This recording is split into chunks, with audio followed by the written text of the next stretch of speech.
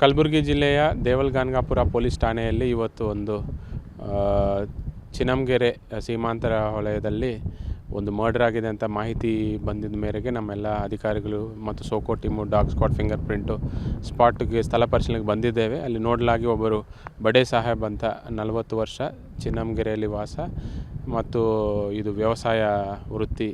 ಅವರು ಕೊಲೆ ಆಗಿ ಬಿದ್ದಿರೋದು ಕಂಡು ಬಂದಿದೆ. ಅದು ನೋಡಲಾಗಿ ಅವ್ರ ತಲೆ ಮೇಲೆ ಯಾರೋ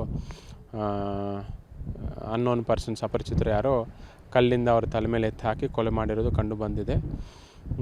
ಅವರು ನಿನ್ನೆ ಮನೆಯಿಂದ 8 ಗಂಟೆಗೆ ಆಚೆ ಹೋಗಿದ್ರು ಅಂತ ಹೇಳ್ತಿದ್ರು. ತದನಂತರ ಅವ್ರ ಬಗ್ಗೆ ಮಾಹಿತಿ ಇರಲಿಲ್ಲ ಅಂತ ಹೇಳ್ತಿದ್ರು.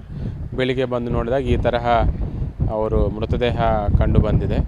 ಬಟ್ ಯಾರು ಯಾವ ಕಾರಣಕ್ಕಾಗಿ ಮಾಡಿದರು ಅನ್ನೋದು ನಮಗೆ ಮುಂದಿನ ತನಿಖೆಯಲ್ಲಿ ಗೊತ್ತಾಗಬೇಕಾಗುತ್ತೆ. ಸದ್ಯಕ್ಕೆ ನಾವು FIR ರಿಜಿಸ್ಟರ್ ಮಾಡ್ತೀವಿ. ಇದರಲ್ಲಿ ಯಾರು ಆರೋಪಿ ಇದ್ದಾರೋ ಅವ್ರನ್ನ ಪತ್ತೆ ಮಾಡಿ ನ್ಯಾಯಾಂಗ ಬಂಧನಕ್ಕೆ ಕಳಿಸ್ಕೊಡ್ತೀವಿ. ಅವರು ವ್ಯವಸಾಯ ಅಗ್ರಿಕಲ್ಚರ್ ಇದ್ದಾರೆ, ಅವ್ರಿಗೆ ಜಮೀನಿದೆ ಅಂತ, ಮತ್ತು 4 ಜನ ಮಕ್ಕಳಿದ್ದಾರೆ. ಚಿನ್ನಂಗೆರೆಯಲ್ಲೇ ವಾಸ ಮಾಡ್ತಾರೆ.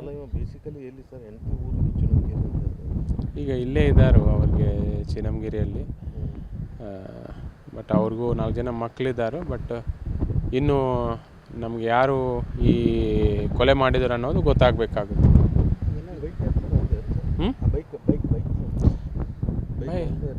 ಬೈಕ್ ಅವ್ರದ್ದೇ ಇದೆ ಅನಿಸುತ್ತೆ. ಬಟ್ ಅದು ಯಾರಿಗೆ ಸೇರಿರೋದು ಅನ್ನೋದು ನಾವು ತಿಳ್ಕೊಬೇಕಾಗುತ್ತೆ. ಬಂದಿರ್ಬೋದು. ಅದು ಎವಿಡೆನ್ಸ್ ಎಲ್ಲ ಕಲೆಕ್ಟ್ ಮಾಡಿದರೆ ನಮ್ಮ ತನಿಖಾಧಿಕಾರಿ ಅದ್ರ ಬಗ್ಗೆ ಮಾತಾಡ್ತಾರೆ. ಕಲಬುರಗಿ ಜಿಲ್ಲೆಯ ದೇವಲಗಾನಗಾಪುರ ಪೊಲೀಸ್ ಠಾಣೆಯಲ್ಲಿ ಇವತ್ತು ಒಂದು ಚಿನ್ನಂಗೆರೆ ಸೀಮಾಂತರ ವಲಯದಲ್ಲಿ ಒಂದು ಮರ್ಡರ್ ಆಗಿದೆ ಅಂತ ಮಾಹಿತಿ ಬಂದಿದ್ದ ಮೇರೆಗೆ ನಮ್ಮೆಲ್ಲ ಅಧಿಕಾರಿಗಳು ಮತ್ತು SOCO team, dog squad, fingerprint ಸ್ಪಾಟ್ಗೆ ಸ್ಥಳ ಪರಿಶೀಲನೆಗೆ ಬಂದಿದ್ದೇವೆ. ಅಲ್ಲಿ ನೋಡಲಾಗಿ ಒಬ್ಬರು ಬಡೆ ಸಾಹೇಬ್ ಅಂತ 40 ವರ್ಷ, ಚಿನ್ನಂಗೆರೆಯಲ್ಲಿ ವಾಸ ಮತ್ತು ಇದು ವ್ಯವಸಾಯ ವೃತ್ತಿ. ಅವರು ಕೊಲೆ ಆಗಿ ಬಿದ್ದಿರೋದು ಕಂಡು ಬಂದಿದೆ. ಅದು ನೋಡಲಾಗಿ ಅವ್ರ ತಲೆ ಮೇಲೆ ಯಾರೋ ಅನ್ನೋನ್ ಪರ್ಸನ್ಸ್, ಅಪರಿಚಿತರು ಯಾರೋ ಕಲ್ಲಿಂದ ಅವ್ರ ತಲೆ ಮೇಲೆ ಎತ್ತಿ ಹಾಕಿ ಕೊಲೆ ಮಾಡಿರೋದು ಕಂಡು ಬಂದಿದೆ. ಅವರು ನಿನ್ನೆ ಮನೆಯಿಂದ 8 ಗಂಟೆಗೆ ಆಚೆ ಹೋಗಿದ್ರು ಅಂತ ಹೇಳ್ತಿದ್ರು. ತದನಂತರ ಅವ್ರ ಬಗ್ಗೆ ಮಾಹಿತಿ ಇರಲಿಲ್ಲ ಅಂತ ಹೇಳ್ತಿದ್ರು. ಬೆಳಿಗ್ಗೆ ಬಂದು ನೋಡಿದಾಗ ಈ ತರಹ ಅವರು ಮೃತದೇಹ ಕಂಡು ಬಂದಿದೆ. ಬಟ್ ಯಾರು ಯಾವ ಕಾರಣಕ್ಕಾಗಿ ಮಾಡಿದರು ಅನ್ನೋದು ನಮಗೆ ಮುಂದಿನ ತನಿಖೆಯಲ್ಲಿ ಗೊತ್ತಾಗಬೇಕಾಗುತ್ತೆ. ಸದ್ಯಕ್ಕೆ ನಾವು FIR ರಿಜಿಸ್ಟರ್ ಮಾಡ್ತೀವಿ.